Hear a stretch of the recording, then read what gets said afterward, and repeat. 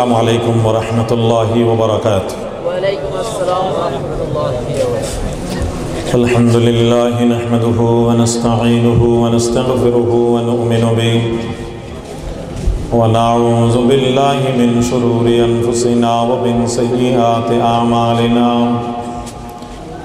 من يهده الله فلا مضل له ومن يضلله فلا هادي له.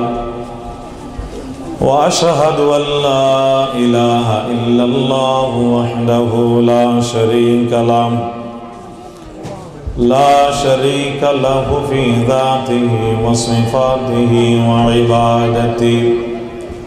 فلا نعبد ولا نسجد إلا إياه ولا نستعين إلا منه ولا نتوكل إلا عليه.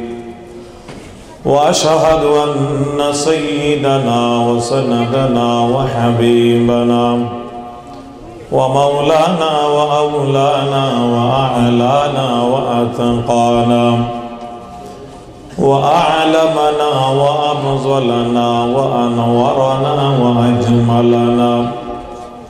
وأجملنا وأحسننا محمدا عبده ورسوله الذي أرسله الله تعالى بالحق بشيرا ونذيرا وداعيا إلى الله بإذنه وسراجا منيرا.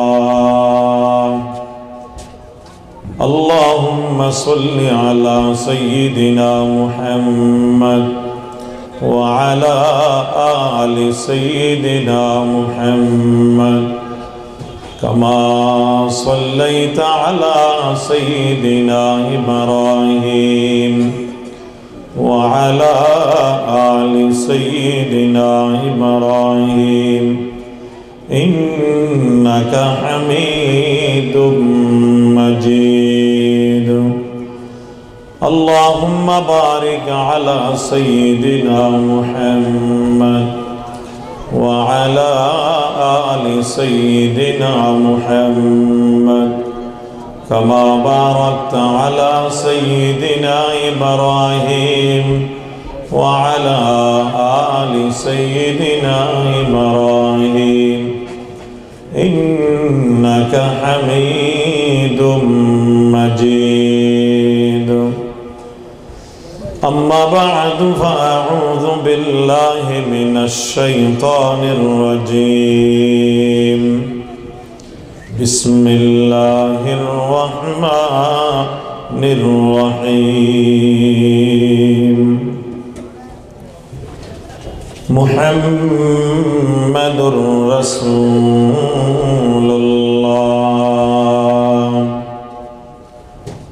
والذين معه أشداء على الكفار رحماء بينهم تراهم ركعا سجدا يبتغون فضلا من الله ورضوانا. وقال النبي صلى الله عليه وسلم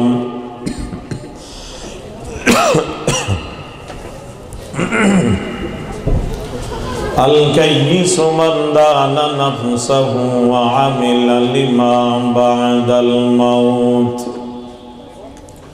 والعاجز من أتبع نفسه هواه وتمنى على الله.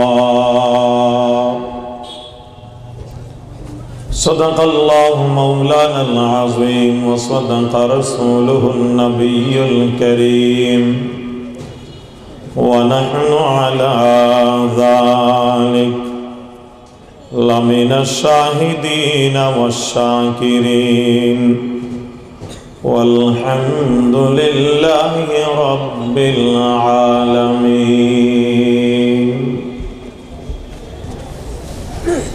ألا يا ساكن القصر المعلى ستدفن عن قريب في التراب له ملك ينادي كل يوم لدول الموت وابن للخراب قليل عمرنا في دار الدنيا ومرجعنا إلى بيت التراب لا إله إلا الله لا إله إلا الله لا إله إلا الله لا إله إلا الله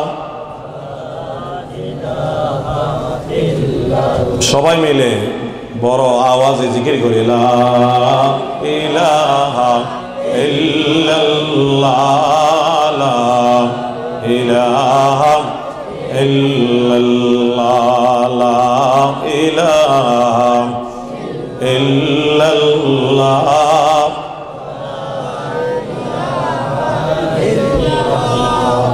ফরদুন সামাদুন عن صفة الخلق بري رب أزلي خلق الخلق كما لا إله إلا الله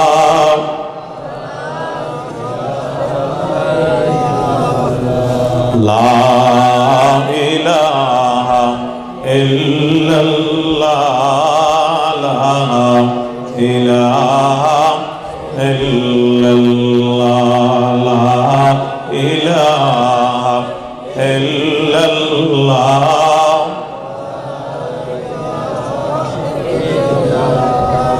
لا ضد ولا ند ولا حمد لمولى الآن كما كان ولم يلقى زوالا لا إله إلا الله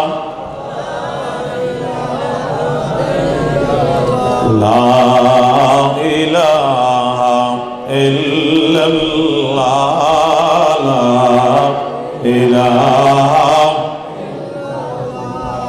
لا شبه ولا مثل ولا كفو لمولى لا شبه ولا مثل ولا كفو لمولى لا ولد ولا والد لا عم وخالا لا إله إلا الله لا إله إلا الله عشق بمردان بعشد پائدار عشق رابا حيوبا قيوم دار لا إله إلا الله لا إله إلا الله محمد رسول الله صلى الله عليه وسلم কক্সবাজার কলাতলি সৈকতপাড়া ইসলামী যুব কল্যাণ ঐক্য পরিষদের উদ্যোগে আয়োজিত আজকের এই বিশাল আজিমুশান তাফসিরুল কোরআন মাহফিলের সম্মানিত সভাপতি জনাব কামরুল ইসলাম সাহেব, উপস্থিত সম্মানিত প্রধান অতিথি এবং বিশেষ অতিথিবৃন্দ, উপস্থিত হজরাতে ওলামাই কেরাম, মুরব্বিয়ান ইজম, বেরাদরান ইসলাম, চারপাশে বাসা বাড়িতে অবস্থানরত ধর্মপ্রাণ মস্তুরাত মা ও বোনেরা, মহান আল্লাহর অসংখ্য শুকর, অসংখ্য তারিফ এবং প্রশংসা, যিনি দয়া মেহেরবানি করে আমাদেরকে আয়োজিত এই তাফসীরুল কোরআন মাহফিলে শরীক হবার তৌফিক দান করলেন এবং আমাদেরকে মহান রব্বুল আলামিন এশার নামাজ জামাতে আদায় করার পর এই তাফসীরুল কোরআন মাহফিলে বসে কোরআন ও হাদিসের কিছু কথা বলার এবং শোনার জন্য, কোরআন মজিদের তেলাওয়াত শোনার জন্য, কোরআন মজিদের তাফসীর শোনার জন্য আল্লাহ পাক রব্বুল আলামিন আমাদেরকে কবুল করলেন। তাই মহান মুনিবের দরবারে আমরা শুকর আদায় করে বলি আলহামদুলিল্লাহ। সমস্ত প্রশংসার মালিককে, আমাদের হায়াতের মালিক, মওতের মালিককে, আমাদেরকে এই মাহফিলে আসার জন্য তৌফিক দান করলেন কে? সেই মহান মুনিব আল্লাহ হলেন আমাদের একমাত্র মাবুদ, তিনি হলেন আমাদের রব। তিনি ছাড়া আমাদের আর কোনো রব নাই, আমাদের আর কোনো ইলাহ নাই। এবং আমাদের ধর্ম হচ্ছে আল্লাহ পাকের মনোনীত ধর্ম ইসলাম। আমাদের নবী হলেন আল্লাহ পাকের হাবিব, বিশ্ব নবী রহমতুল্লিল আলামিন হযরত মুহাম্মদ মুস্তাফা সাল্লাল্লাহু আলাইহি ওয়াসাল্লাম। আল্লাহ তাআলা দয়া করে আমাদেরকে এই আকীদায় বিশ্বাসী হওয়ার জন্য কবুল করেছেন। আমাদেরকে আল্লাহ পাক রব্বুল আলামিন ঈমান ও ইসলামের দৌলত দান করেছেন। তাই তার অসংখ্য শুকর আদায় করছি এবং দোয়া করছি আল্লাহ পাক রব্বুল আলামিন যেন আমাদেরকে মাউত পর্যন্ত ঈমান ও ইসলামের উপরে দায়েম কায়েম রাখেন, বলুন আমিন। ঈমানের সাথে আল্লাহ আমাদের সকলের মৃত্যুকে মঞ্জুর করেন, আমিন। আল্লাহ পাক রব্বুল আলামিন আমাদের সকলের জন্য জান্নাতুল ফেরদৌসকে মঞ্জুর করুন, আমিন। মহান রব্বুল আলামিনের সন্তুষ্টি এবং পরকালের নাজাত আর মুক্তি পাওয়ার লক্ষ্যে আমাদের এই আয়োজন। এই মাহফিল কেন আয়োজন করা হলো? কেন এই মাহফিলে লক্ষ লক্ষ টাকা খরচ করা হচ্ছে? তার একমাত্র উদ্দেশ্য হলো মহান রব্বুল আলামিনের সন্তুষ্টি অর্জন করা এবং পরকালের নাজাত এবং মুক্তি লাভ করা, ঠিক না? এই মহান উদ্দেশ্যে আমাদের এই আয়োজন। আল্লাহ পাক রব্বুল আলামিন কোরআন মজিদে বলেন, তার সন্তুষ্টি অর্জন করার জন্য এবং পরকালের নাজাত এবং মুক্তি পাওয়ার জন্য মানুষকে তিনটি গুণ অর্জন করতে হবে। মোটামুটি তিনটি গুণ অর্জন করতে হবে। কয়টি? তিনটি। এক নাম্বার ঈমানের গুণ অর্জন করতে হবে। দুই নাম্বার নেক আমলের গুণ অর্জন করতে হবে। তিন নাম্বার ইখলাসের গুণ অর্জন করতে হবে। আবারও বলছি, আল্লাহ পাকের সন্তুষ্টি এবং পরকালের নাজাত মুক্তি লাভ করার জন্য মোটামুটি আমাদের মৌলিকভাবে কয়টি গুণ অর্জন করতে হবে? তিনটি। এক নাম্বার ঈমান, দুই নাম্বার নেক আমল, তিন নাম্বার হলো ইখলাস। এই তিন গুণ অর্জন করতে পারলে ওই মানুষ কামিয়াব, তার জীবন কামিয়াব, তার দুনিয়া কামিয়াব, তার আখিরাত কামিয়াব। আর যে মানুষ এই 3 গুণ অর্জন করতে পারবে না, ওই মানুষ নাকাম, ওই মানুষ ব্যর্থ, তার দুনিয়াও বরবাদ, আখিরাতও বরবাদ। আল্লাহ তাআলা আমাদেরকে এই 3 গুণ অর্জন করে দুনিয়া আখিরাতে চূড়ান্ত সফলতা অর্জন করার তৌফিক দান করুন, আমিন। দুনিয়াতে লক্ষ লক্ষ টাকার মালিক হলাম, এটা চূড়ান্ত সফলতা নয় বন্ধুগণ।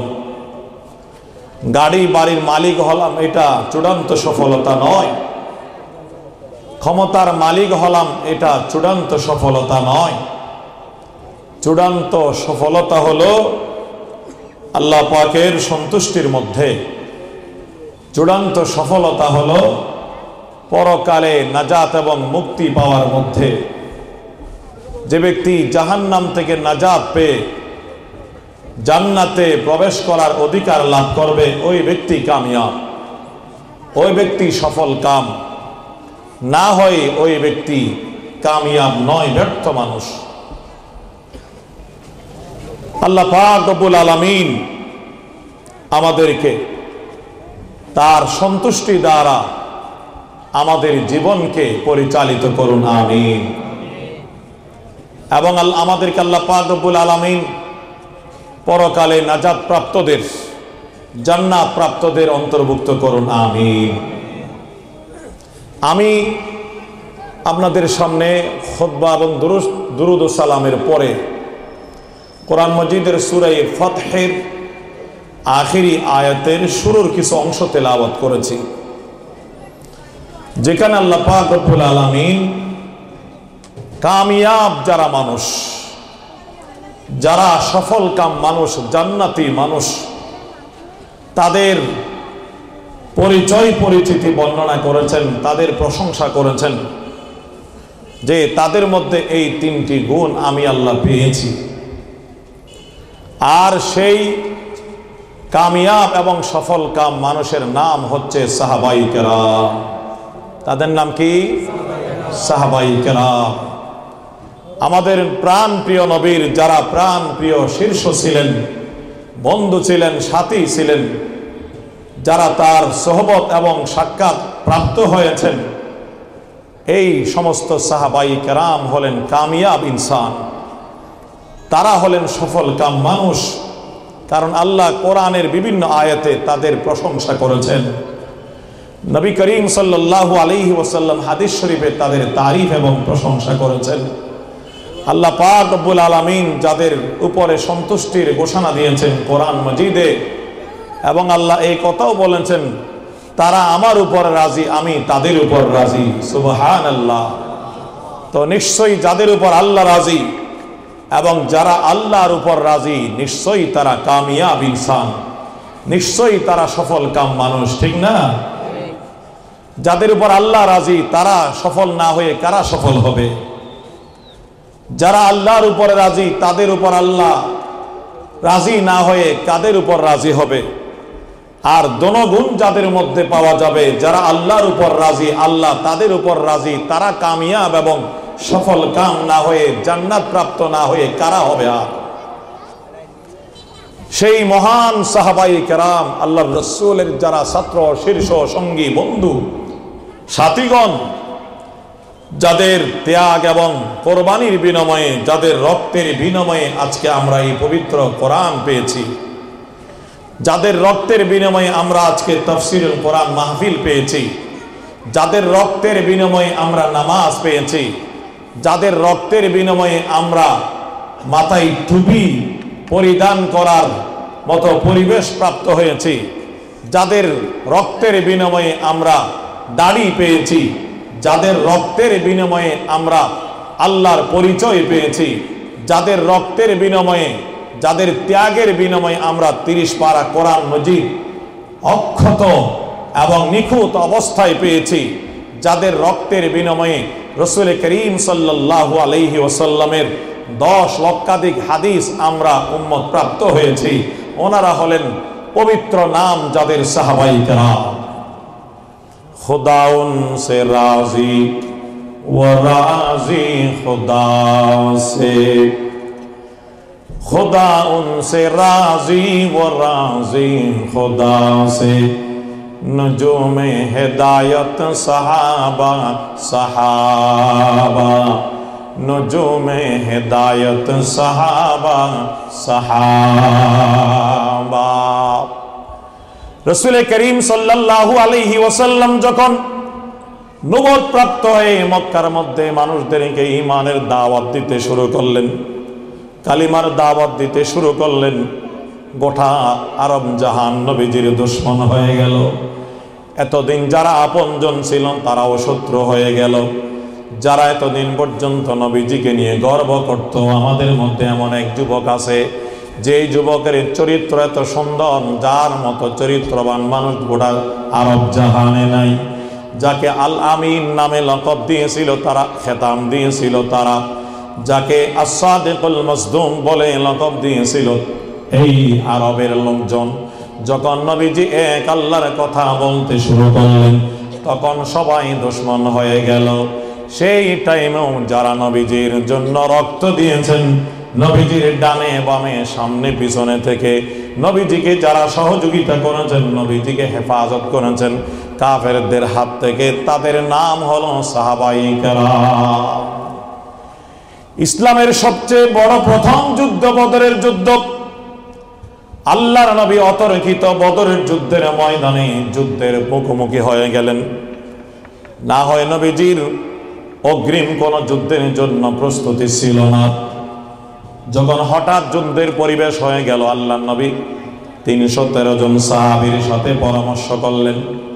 নবীজি প্রথমে সাহস করেন নাই কিভাবে এই কাফেরদের বিরুদ্ধে তিনি যুদ্ধ করবেন। তারা বিশাল সৈন্যের অধিকারী, শক্তির অধিকারী, অস্ত্রের অধিকারী। সাহাবায়ে কেরাম দুর্বল, অস্ত্রহীন এবং তারা হলেন সংখ্যায় কম। আল্লাহর নবী সাহাবায়ে কেরামের সাথে বারে বারে পরামর্শ শুরু করলেন, বারবার পরামর্শ শুরু করলেন। এ আমার সাহাবারা, তোমরা আমাকে পরামর্শ দাও, আমি কি করতে পারি? আল্লাহর নবী ভয় পেতেছিলেন। আল্লাহর নবী যুদ্ধ করার জন্য, যুদ্ধ শুরু করার জন্য আল্লাহর নবী চিন্তা করছিলেন কি করা যায়, কেমন করা যায়। হয়তো মনে মনে এমনও শঙ্কা ছিল, যদি যুদ্ধ শুরু হয়ে যায় আমার সাহাবারা হয়তো কেউ কেউ আমাকে ফেলে তারা পালিয়ে যাবে, যুদ্ধের ময়দান ত্যাগ করে চলে যাবে, তখন তো অবস্থা আরো খারাপ। তাই আল্লাহর নবী বারবার সাহাবাদের সাথে পরামর্শ করলেন। সাহাবায়ে কেরাম আল্লাহর নবীকে কিভাবে আশ্বস্ত করেছেন। সাহাবায়ে কেরাম বলেন, ইয়া রাসূলুল্লাহ, আপনি হয়তো শঙ্কা করছেন, ভয় পাচ্ছেন, আমরা যুদ্ধ শুরু হলে হয়তো পালিয়ে যাব। আল্লাহর কসম, এরকম কখনো হবে না। আমরা আল্লাহর কসম বনি ইসরাইলের মতো জবাব দেব না। বনি ইসরাইলকে মুসা আলাইহিস সালাম যখন কওমে আমালাকার বিরুদ্ধে যুদ্ধ করার জন্য ডাকলেন, আর বনি ইসরাইল জবাব দিল, হে আল্লাহর নবী মুসা, আমরা জানতে পেরেছি কওমে আমালাকা তারা এমন বিশাল শক্তির অধিকারী, শরীরের অধিকারী, তাদের সাথে যুদ্ধ করা আমরা দুর্বলের পক্ষে কখনো সম্ভব নয়। আমরা তাদের সাথে যুদ্ধ করার জন্য যাব না। যদি যুদ্ধ করতে আপনার মন চায়, আপনি যান, আপনার খোদাকে নিয়ে যান। ইযহাব আনতা ওয়া রাব্বুকা ফাকাতিলা ইন্না হাহুনা কাঈদুন। হে আল্লাহর নবী মুসা, আপনি যান, আপনার খোদাকে সাথে নিয়ে যান, গিয়ে তাদের সাথে আপনি যুদ্ধ করেন, আমরা এখানে বসে থাকবো, আমরা যুদ্ধ করতে যাব না। সাহাবায়ে কেরাম জবাব দিলেন, ইয়া রাসূলুল্লাহ, আল্লাহর কসম আমরা বনি ইসরাইলের মতো আপনাকে জবাব দেব না।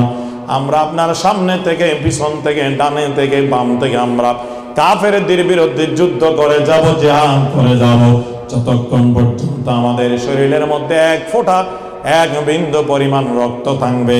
আমরা কাফেরদের মোকাবেলায় যুদ্ধ করে যাব, ময়দান থেকে আমরা পালাবো না। আমরা আপনার হাতে জিহাদের বায়াত নিচ্ছি।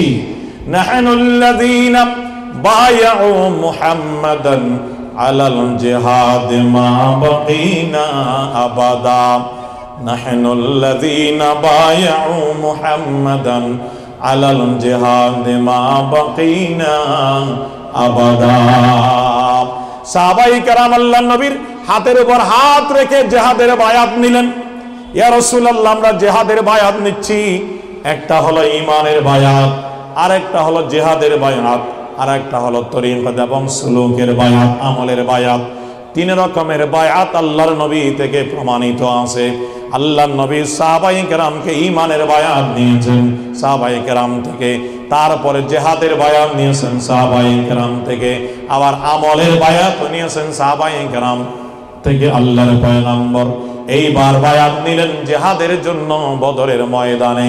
সাহাবায়ে কেরাম নবীজির হাতের উপর হাত রেখে ওয়াদা করলেন, আমরা আপনার সাথে আছি যতক্ষণ পর্যন্ত আমাদের রক্ত আছে, আমরা আপনাকে পালিয়ে কখনো ময়দান থেকে যাব না। সাহাবায়ে কেরাম যখন নবীকে রাসূল সাল্লাল্লাহু আলাইহি ওয়াসাল্লামকে আশ্বস্ত করলেন, তখন আল্লাহর নবী যুদ্ধ করার জন্য অনুমতি দিলেন, যুদ্ধের সিদ্ধান্ত নিলেন, যুদ্ধ শুরু করলেন। বলতেছিলাম সাহাবায়ে কেরাম নবীজির জন্য এমন নিবেদিত প্রাণ ছিলেন, দ্বীনের জন্য এমন নিবেদিত প্রাণ ছিলেন, তাদের জান মালের আপনার কোরবানির বিনিময়ে, তাদের জান মালের ত্যাগের বিনিময়ে আজকে আমরা এই ইসলাম, এই কোরআন, এই তাফসীর মাহফিল, এই নামাজ, রোজা, হজ, যাকাত, টুপি, দাড়ি এইগুলো পেয়েছি। সুবহানাল্লাহ। আল্লাহ তাআলা সাহাবায়ে কেরামকে বিশ্ব মুসলিমের পক্ষ থেকে জাযায়ে খায়র দান করুন, আমিন। আল্লাহ পাক তাদের উপর এমন রাজি, আল্লাহ বলেন আমি তাদের উপর রাজি, তারা আমার উপর রাজি। खुदा उनसे राजी वो राजी खुदा से, नजूमे हिदायत सहाबा सहाबा, नजूमे हिदायत सहाबा सहाबा। সূরা ফাতহের এই আয়াতের মধ্যে আল্লাহ পাক রব্বুল আলামিন সাহাবায়ে কেরামের উপর কেন তিনি রাজি, তিনি বর্ণনা দিলেন যে সাহাবায়ে কেরামের মধ্যে আমার কাঙ্ক্ষিত 3টি সিফত আমি পেয়েছি। সাহাবায়ে কেরামের মধ্যে পরিপূর্ণ ঈমান পেয়েছি আমি, সাহাবায়ে কেরামের মধ্যে পরিপূর্ণ আমল পেয়েছি আমি, সাহাবায়ে কেরামের মধ্যে আমি পরিপূর্ণ ইখলাস পেয়েছি। সুবহানাল্লাহ। আন শুরুতে বলছিলাম আল্লাহ পাকের সন্তুষ্টি অর্জন করার জন্য, পরকালের নাজাতের জন্য আমাদেরকে মোটামুটি মৌলিকভাবে কয়টি গুণ অর্জন করতে হবে বলুন? কয়টি? 1 নম্বর ঈমান। 1 নম্বর কি? 2 নম্বর হলো নেক আমল। 2 নম্বর নেক আমল। 3 নম্বর হলো ইখলাস। 3 নম্বর কি? ইখলাস। ঈমান আছে নেক আমল নাই তখনও ফিল করবে, ঈমানও আছে নেক আমলও আছে কিন্তু ইখলাস নাই তখনও মানুষ ফিল করবে। যার মধ্যে ঈমানও আছে নেক আমলও আছে সাথে ইখলাসও বিদ্যমান, ওই মানুষ কামিয়াব, ওই মানুষ সফল কাম, ওই মানুষ জান্নাতি মানুষ। আল্লাহ আমাদেরকে এই 3 গুণ অর্জন করে আল্লাহ পাকের সন্তুষ্টি এবং পরকালের নাজাত পাওয়ার তৌফিক দান করুন, আমিন। সবাই জিকির করেন লা ইলাহা ইল্লাল্লাহ, লা ইলাহা ইল্লাল্লাহ, লা ইলাহা ইল্লাল্লাহ, লা ইলাহা ইল্লাল্লাহ, মুহাম্মাদুর রাসূলুল্লাহ সাল্লাল্লাহু আলাইহি ওয়াসাল্লাম। আমরা সবাই আল্লাহর বিশ্বাসী এবং পরকালের বিশ্বাসী, ঠিক না? ঠিক। ওয়াজ ও নসিহত, তাফসীর মাহফিল, ইসলামী সম্মেলন এইগুলো উপকার করবে ওই সব মানুষদের যারা আল্লাহকে বিশ্বাস করে, পরকালকে বিশ্বাস করে। যাদের ভিতর আল্লাহর বিশ্বাস নাই, আল্লাহর প্রতি আস্থা বিশ্বাস নাই, যাদের অন্তরে পরকালের প্রতি বিশ্বাস নাই, দৃঢ় বিশ্বাস নাই, তাদের জন্য এইগুলো কোনো ফায়দা বয়ে আনবে না। আল্লাহ পাক রব্বুল আলামিন রাসূলকে বলেছেন, হে রাসূল আপনি ওয়াজ করুন। আল্লাহ কোরআন মাজিদে নবীজিকে বলেন ওয়াযাক্কির ওয়াযাক্কির ফাইন্না যিকরা তানফাউল মুমিনিন।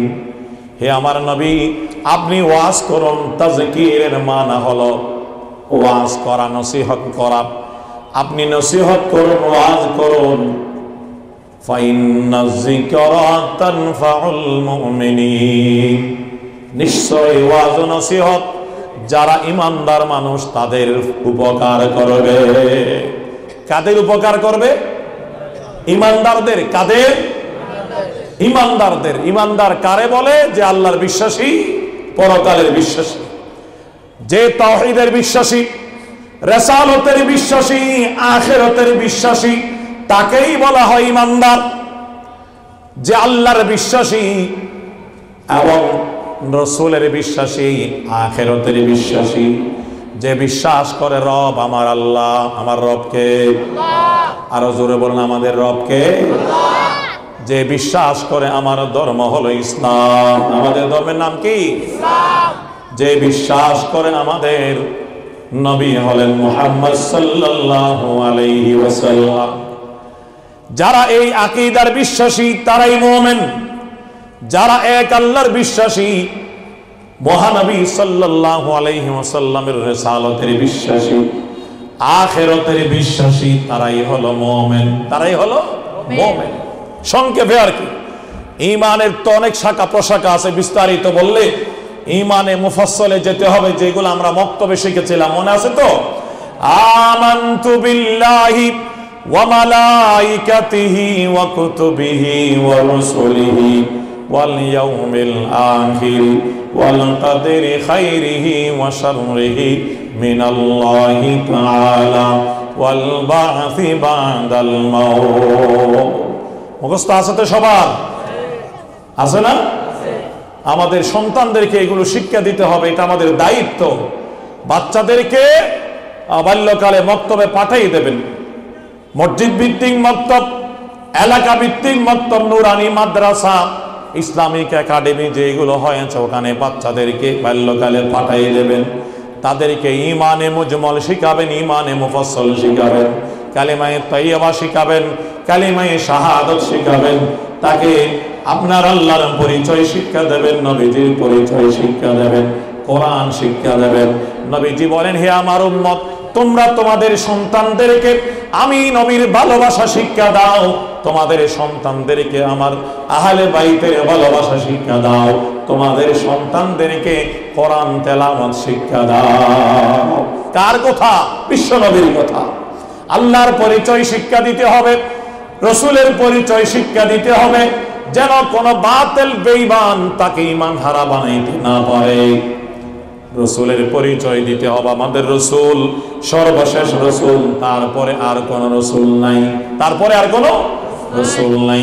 যেন কাদিয়ানীরা আপনার সন্তানকে গোমরা বানাইতে না পারে, এই কথা বলতে না পারে মুহাম্মদ সাল্লাল্লাহু আলাইহি ওয়াসাল্লাম আল্লাহর রাসূল, বড় রাসূল মানি। কিন্তু তারপর আরেকজন রাসূল আসছে ভারতের মধ্যে, পাঞ্জাবের মধ্যে, গোলাম আহমদ, এই কথা বলে যেন আমাদের ঈমান নষ্ট করতে না পারে। আমাদের বাচ্চাদেরকে আকীদা শিক্ষা দিতে হবে। আমাদের নবী মুহাম্মদ সাল্লাল্লাহু আলাইহি ওয়াসাল্লাম যেমন সর্বশ্রেষ্ঠ নবী, তেমন সর্বশেষ নবী, তেমন সর্বশেষ নবী। কিয়ামত পর্যন্ত আর কোন নবী না। এইগুলো আমাদের সন্তানদেরকে শিক্ষা দিতে হবে, এইগুলো শিক্ষা দিতে হবে মক্তবে, ইসলামিক একাডেমির মধ্যে আপনার বাচ্চাকে ভর্তি করিয়ে। এইগুলো শিক্ষা না দিলে বাতিল কোন ফেরেকা, বেঈমান কাফের কোন মানুষ আপনার সন্তানকে ঈমান হারা বানাইতে পারে। নাউযুবিল্লাহ। আমরা মুমিন, আমরা কি মুসলমান, এই পরিচয় দিতে আমাদের গর্ব লাগে না, নাকি লজ্জা লাগে? গর্ব করে অহংকার করে বলবো আমি একজন মুসলমান, আমি একজন ঈমানদার, আমি বিশ্বাস করে আমার রব হলেন আল্লাহ, আমি বিশ্বাস করে আমার রাসূল হলেন মুহাম্মদ সাল্লাল্লাহু আলাইহি ওয়াসাল্লাম, আমি বিশ্বাস করে আমার ধর্ম হলো ইসলাম। আল্লাহ আমার প্রভু, আমার নাহি নাহি ভয়, আমার নবী মুহাম্মদ যাহার তারিফ জগতময়। আমার কিসের শঙ্কা, কোরআন আমার ডঙ্কা, ইসলাম আমার ধর্ম, মুসলিম আমার পরিচয়। আল্লাহু আকবার ধ্বনি আমার জিহাদি বাণী, আখের মাকাম ফেরদৌস যেতায় খোদার আরশ রয়। আল্লাহ আমার প্রভু, আমার নাহি নাহি ভয়। আমাদের রবকে বড় করে বলুন, আরো আওয়াজ দিয়ে বলুন, আমাদের রবকে, আমাদের নবীকে মুহাম্মদ সাল্লাল্লাহু আলাইহি ওয়াসাল্লাম। আমাদের ধর্মের নাম কি? ইসলাম। বন্ধুগণ, এই পরিচয় আমরা অত্যন্ত গর্বের সাথে দিব এবং দরাজ কণ্ঠে আমরা এই কথাগুলো বলবো। কারণ মওতের পর সমস্ত মানুষ যখন কবরে যাবে, মুনকার নাকির এসে তাকে এই তিন বিষয়ে প্রশ্ন করবে, বলো তোমার রবকে, তোমার ধর্ম কি, তোমার নবীকে। যারা এই তিন প্রশ্নের জবাব দিতে পারবে তাদের কবর হবে জান্নাতের বাগান, আর যারা এই তিন প্রশ্নের জবাব দিতে পারবে না তাদের কবর হবে জাহান্নামের গর্ত। তাদের কবর কি হবে? জাহান্নামের গর্ত হবে। আমাদের কবর জান্নাত হোক, আমরা চাই কি চাই না? কারা কারা চায় হাত তুলে দেখান। আল্লাহ আমাদেরকে জান্নাতের জন্য কবুল করো। তো এই আমাদের কবর জান্নাত কখন হবে? যখন আমরা মুনকার নাকিরকে বলতে পারবো, রব আমার আল্লাহ। আমার রবকে? ইসলাম আমার ধর্ম, বিশ্বনবী মুহাম্মদ সাল্লাল্লাহু আলাইহি ওয়াসাল্লাম আমার রাসূল। যারা এই কথাগুলোর বিশ্বাসী তারা হলেন মুমিন। তারা কি? মুমিন, ঈমানদার। ঈমানদারদের জন্য ওয়াজের ফায়দা আছে। আল্লাহ বলেন, ওয়াযাক্কির ফাইন্নাল যিকরা তানফাউল মুমিনিন। হে রাসূল, আপনি ওয়াজ করুন, নিশ্চয়ই যারা মুমিন ঈমানদার মানুষ তাদের ওয়াজ অবশ্যই ফায়দা করবে, অবশ্যই তাদের উপকার করবে, তাদের ঈমানের খোরাক হবে, তাদের মধ্যে চেতনা বাড়বে, তাদের ঈমানের তেজ বাড়বে, তাদের ঈমান শক্তিশালী হবে, আমলের জজবা আসবে এবং তাদের মধ্যে ইখলাস পয়দা হবে। ফাইন্না যিকরা তানফাউল মুমিনিন। সূরা ফাতহের যে আয়াতে কারীমা আমি আপনাদের সামনে তেলাওয়াত করলাম, পুরো আয়াত নয়, আয়াতের শুরুর অংশ। এখানে আল্লাহ পাক রব্বুল আলামিন প্রথমে তার রাসূলের পরিচিতি আমাদের সামনে পেশ করলেন, তারপরে সাহাবাদের প্রশংসা করলেন। আল্লাহ তাআলা বলেন, মুহাম্মাদুর রাসূলুল্লাহ। মুহাম্মদ সাল্লাল্লাহু আলাইহি ওয়াসাল্লাম কার রাসূল? আল্লাহর রাসূল। কার রাসূল? আল্লাহর রাসূল। আমাদের জন্য প্রেরিত আল্লাহর রাসূল। এই আয়াতের মধ্যে মুহাম্মদ সাল্লাল্লাহু আলাইহি ওয়াসাল্লাম আল্লাহর রাসূল, এই কথা আল্লাহ কেন বললেন? ঘটনা তো অনেক লম্বা, তার তাফসীর এবং ব্যাখ্যা অনেক লম্বা। যেহেতু আজকের মাহফিলের নাম তাফসীর মাহফিল, এই বাক্যটার সংক্ষিপ্ত তাফসীর আমি আপনাদের সামনে প্রথম পেশ করছি। এই আয়াতে কারীমা এবং গোটা সূরা ফাতহ নাযিল করেছেন আল্লাহ পাক রব্বুল আলামিন ঐতিহাসিক হুদায়বিয়ার সন্ধি সম্পর্কে। মক্কা বিজয়ের অগ্রিম বার্তা, অগ্রিম খবর হলো আপনার ঐতিহাসিক হুদায়বিয়ার সন্ধি, যাকে আল্লাহ পাক রব্বুল আলামিন মহান বিজয় বলে আখ্যায়িত করেছেন। সাহাবায়ে কেরাম বলেন, আমরা তো মক্কা বিজয়কে মহান বিজয় মনে করি। আল্লাহ তাআলা বললেন, মক্কা বিজয়ের 2 বছর আগে 6ষ্ঠ হিজরিতে হুদায়বিয়ার ময়দানে যে সন্ধি হয় কাফেরদের সাথে, এটাই হলো আসলে মহান বিজয়। এই সন্ধি এবং চুক্তির কারণেই 8ম হিজরিতে মক্কা বিজয়ের রাস্তা খুলে যায়। ঐতিহাসিক হুদায়বিয়ার সন্ধি, সেই ঘটনা অনেক লম্বা। রাসূল করিম সাল্লাল্লাহু আলাইহি ওয়াসাল্লাম মক্কা থেকে মদিনায় হিজরত করার পরে 5 বছর পার হয়ে গেল। 6ষ্ঠ বছর, হিজরতের 6ষ্ঠ বছর আল্লাহর পয়গম্বর মদিনা শরীফে স্বপ্নের মধ্যে দেখলেন তার সাহাবায়ে কেরামের বিশাল এক কাফেলা নিয়ে তিনি মক্কায় প্রবেশ করলেন নিরাপদে, এবং তিনি তাওয়াফ করলেন, উমরা করলেন। নিরাপদে উমরা শেষ করে কেউ কেউ মাথার চুল মুন্ডাই, আর কেউ কেউ মাথার চুলকে কেটে নিরাপদে তারা মদিনায় ফিরে আসলেন। সুবহানাল্লাহ। আল্লাহ রাসূল বলেন, আমি কি দেখলাম? হিজরতের পর থেকে কাফেরদের সাথে প্রতি বছর যুদ্ধ হচ্ছে। আমরা মুসলমানরা মক্কায় যাওয়া নিরাপদ নয়, আল্লাহ তাআলা স্বপ্নের মাধ্যমে আমাকে দেখালেন আমি আমার সাহাবায়ে কেরামের বরং কাফেলা নিয়ে মক্কায় গিয়ে নিরাপদে ওমরা পালন করলাম, আবার নিরাপদে ফিরে আসলাম। কি দেখলাম? নবীজি বলেন যখন আল্লাহ আমাকে দেখালেন নিশ্চয় আল্লাহ কোন ব্যবস্থা করে দেবেন। মসজিদে নববীর মধ্যে নবীজি সাহাবায়ে কেরামের সামনে এলান করলেন, স্বপ্নের কথা বয়ান করলেন। আমি স্বপ্ন দেখেছি তোমাদেরকে নিয়ে ওমরা করতে গেলাম মক্কায়, তাই আমি যাব, তোমরা কারা কারা যাবে আমার সাথে তৈয়ার হয়ে যাও।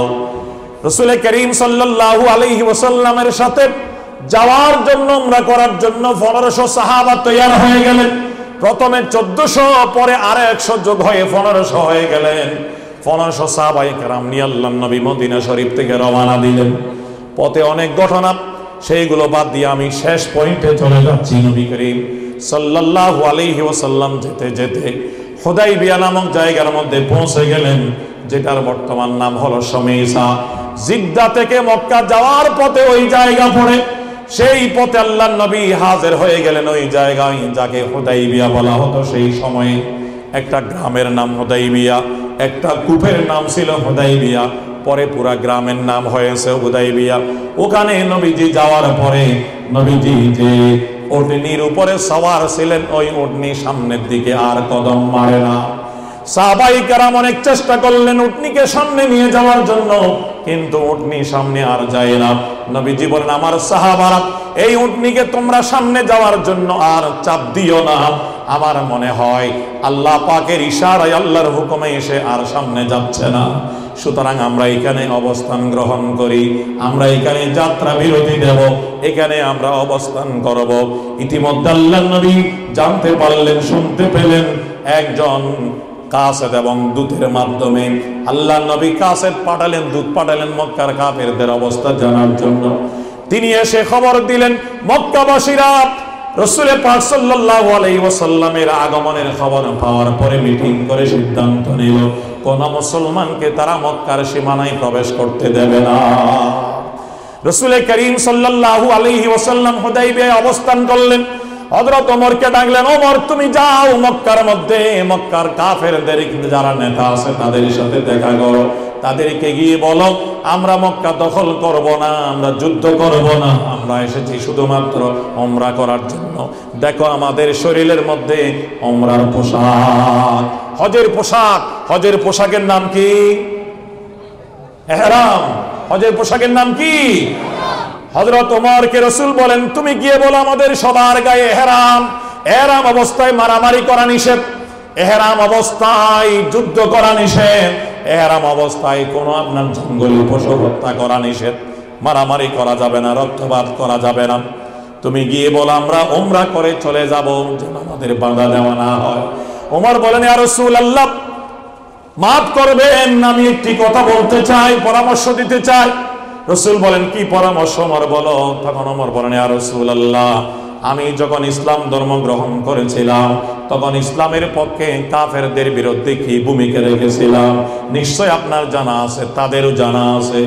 এখন বর্তমানে মক্কার মধ্যে আমার কোনো আত্মীয় স্বজন নাই, আমার কোনো সহযোগী সহকারী মানুষ নাই, তারা যদি আমাকে একা পায় হয়তো তারা আমাকে ছাড়বে না, মক্কাবাসীরা আমাকে মেরে ফেলবে।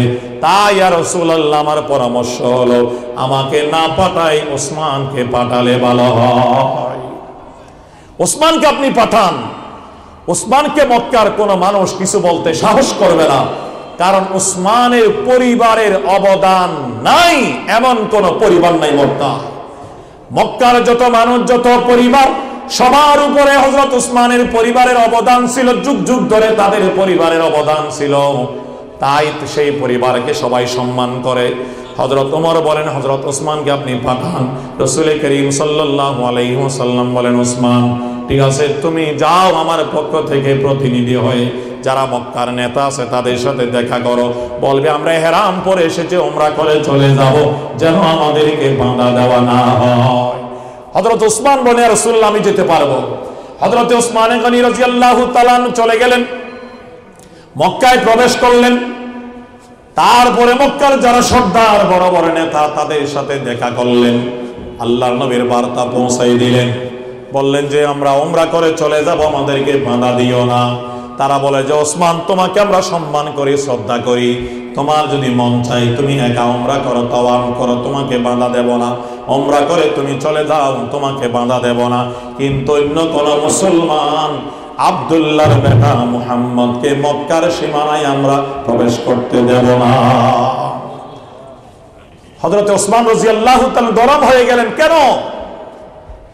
তোমরা তো আল্লাহর ঘরকে সম্মান করো, আল্লাহকে মানো। আল্লাহর ঘরের যারা মেহমান, হাজীদেরকে বলা হয় আল্লাহর মেহমান, যুয়ুফুর রহমান আরবিতে বলে। আল্লাহর মেহমান, এরা সবাই এসেছে হজ করার জন্য, সবাই আল্লাহর মেহমান, তাদেরকে তোমরা সম্মান করো। সুতরাং আমরাও তো এসেছি উমরা করার জন্য, আমরা আল্লাহর মেহমান, কেন তোমরা আমাদেরকে বাধা দেবে? মক্কার কাফেররা বলে যে কোনো কথা নাই ওসমান, তোমার যদি মন চাই তুমি করো, উমরা বাধা দেব না। অন্য কোন মুসলমানকে আমরা উমরা করতে দেব না। হযরত ওসমানের সাথে তাদের বাড়াবাড়ি শুরু হয়। ওসমান বলেন, এই মক্কা তো তোমাদের নয়, এই মক্কা হলো আল্লাহর রাসূলের জন্মভূমি মক্কা, এই মক্কা হলো আবু বকরের জন্মভূমি মক্কা, এই মক্কা হলো ওমরের জন্মভূমি মক্কা, এই মক্কা আমি ওসমানের জন্মভূমি মক্কা, এই মক্কা আলীর জন্মভূমি মক্কা। এই দেশে আমাদের বাড়িঘর আছে নাকি নাই? আছে নাকি নাই? আমাদের মক্কা হলো আমাদের মাতৃভূমি, জন্মভূমি। আমরা এখানে গরজামাই নয়। কে বললেন? হযরত ওসমান বলেন, আমরা যারা দাড়িওয়ালা টুপিওয়ালা মুমিন মুসলমান ধার্মিক, আল্লাহর কথা বলি, রাসূলের কথা বলি, কোরআনের কথা বলি, আমাদের বাংলাদেশেও কেউ কেউ আমাদেরকে গরজামাইয়ের মতো মনে করে না? আমরা কি দেশে গরজামাই না? আমরা এই দেশের মালিক, আমরা বাড়িওয়ালা গাড়িওয়ালা, আমরা এই দেশের জমিনের মালিক, ঠিক না? আমরা দেশে গরজামাই নই।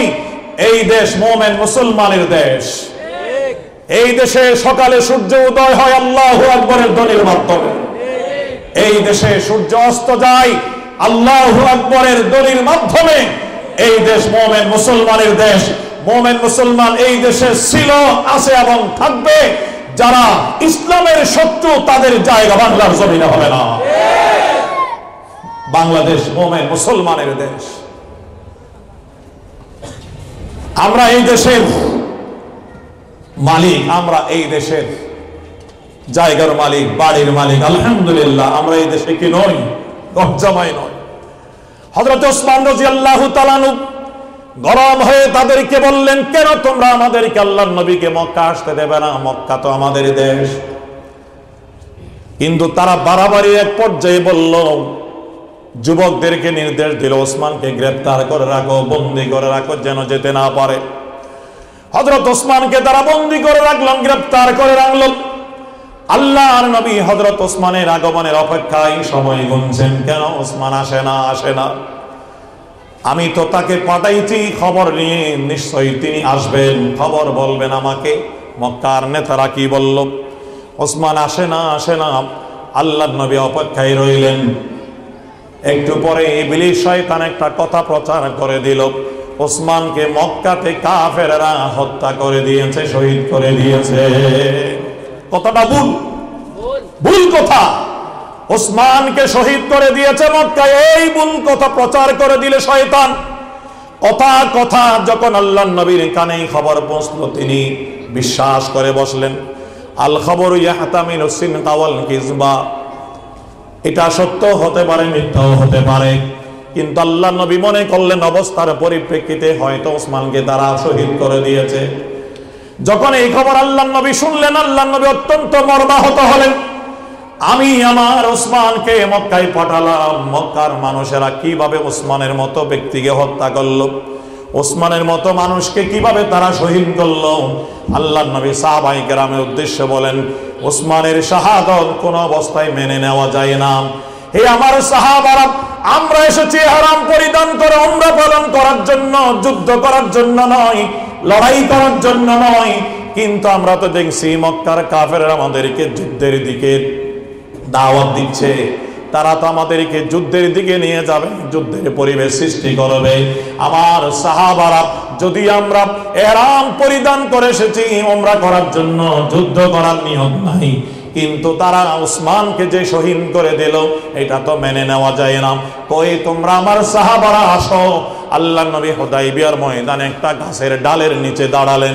সাহাবায়ে কেরামকে সামনে রেখে আল্লাহর নবী জ্বালাময়ী ভাষণ দিলেন, আমার হাতে তোমরা হাত রেখে ওয়াদা করো, শপথ গ্রহণ করো, যতক্ষণ পর্যন্ত ওসমানের রক্তের বদলা নিতে পারবো না আমরা একজন এখান থেকে মদিনায় ফিরে যাব না। আল্লাহর নবী যখন জ্বালাময়ী ভাষণ দিলেন, সাহাবায়ে কেরাম তাকবীরের স্লোগান দেওয়া শুরু করলেন এবং আল্লাহর নবীর হাতের উপর হাত রেখে জিহাদের বায়াত গ্রহণ করলেন। নাহানুল্লাযীনা বায়াউ মুহাম্মাদান আলাল জিহাদ মা বাকিনা আবাদা ফালাসতু উবালি হিনা উকতালু মুসলিমান আলা আইয়ি জামবিন কানা ফিল্লাহি মাসরাই ওয়া যালিকা ফি যাতিল ইলাহি ওয়া ইয়াশা ইউবারিকু ফি আওসা লিশিলমিন মুমাজ্জাই ইউবারিকু ফি আওসা লিশিলমিন মুমাজ্জাই। সাহাবায়ে কেরাম খুশি মনে আল্লাহর নবীর হাতের উপর হাত